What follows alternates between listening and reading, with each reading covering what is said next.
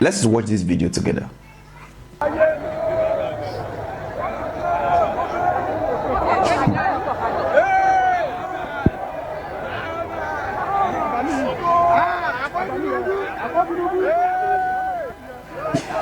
This is an oppressor being praised, celebrated, and looking, somehow like he has never seen the oppressor before. This is an oppressor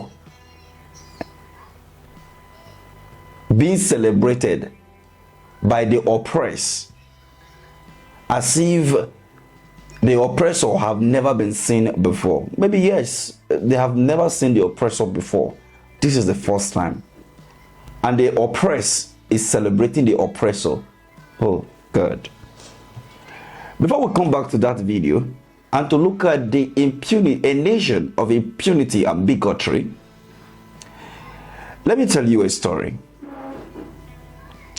As far back as 1990, there was this civil servant who, after the screening at the end of the month, went to collect his salary from the secretariat. And after collecting his salary, he boarded a vehicle going back to his village. And in that vehicle, there happened to be these pickpocketers. And the money in his was removed. Guess what happened? Upon arriving at his bus stop, he alerted. And the bus conductor was like, "You haven't paid." And the young man looked at him after putting his hand into his bag and couldn't find his money. While he was searching, that moment you find yourself looking for your vehicle, where you parked it, even inside the drainage, you can't find it because it has been stolen. Searching his bag, his pocket, and everywhere. He was abused, insulted by both the driver, some of the passengers, and even the conductor. But guess what? The thief, sitting down comfortably, offered to pay his transport fare and was praised by those in the vehicle, including the person whose money was stolen. He knelt down to pray to God of heaven to bless him and that of his family.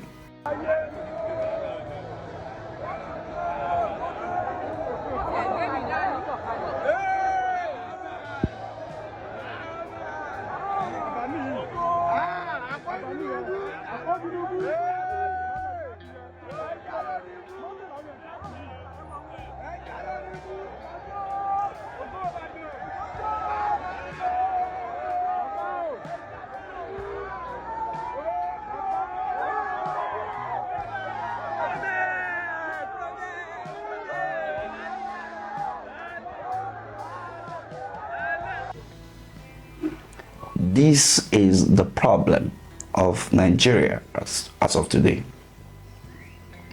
A nation with so much impunity and being baptized with high level of bigotry. It happened that His Excellency Mr. Peter Obi made a comment regarding a former colleague of his who is now an Oba in Ibadan. But what happened? Because he addressed him as his beloved brother, his dear brother, as he used to. Now, the dear brother is now an Oba. So he can no longer refer to him as a dear brother.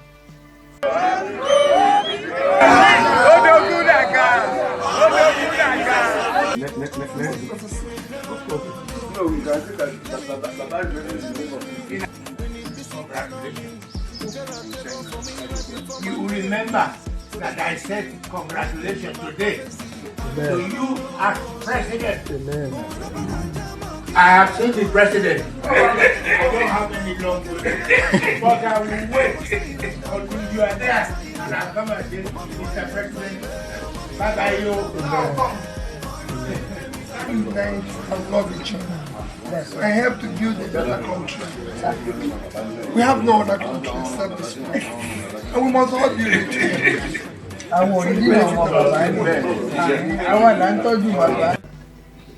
And everybody came at him. Don't forget that the president also referred to this same person as his brother.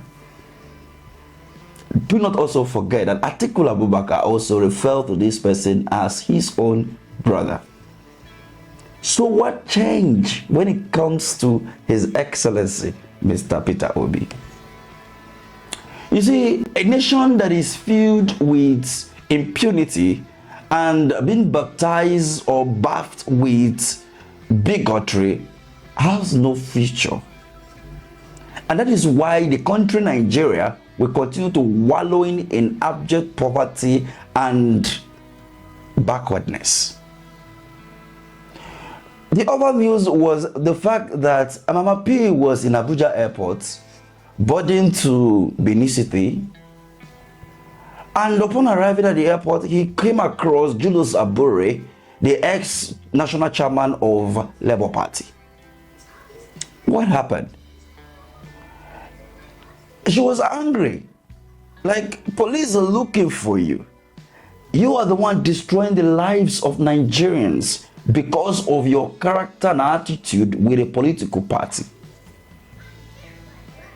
Police are looking for you, but you're boarding an aircraft. You are, with your attitude and behavior in the party, you are bringing down the country. And what happened? Yes, many may say that she abused Abure because they felt that the manner at which she was talking to Abure was an act of harassment. But does that mean that you should also harass in return? Was he harassed? Maybe when you go to the word of dictionary and maybe the laws, maybe you may justify that as an act of harassment.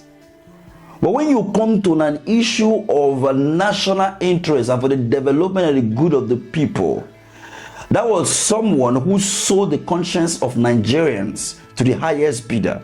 So what do you expect from these people? But bigotry, tribalism, sentiment, and political affiliation has made many not to see beyond their nose. And for that reason, Mama P is wrong. And they all came at her saying that it's good that she was arrested and detained, although she was released late last night.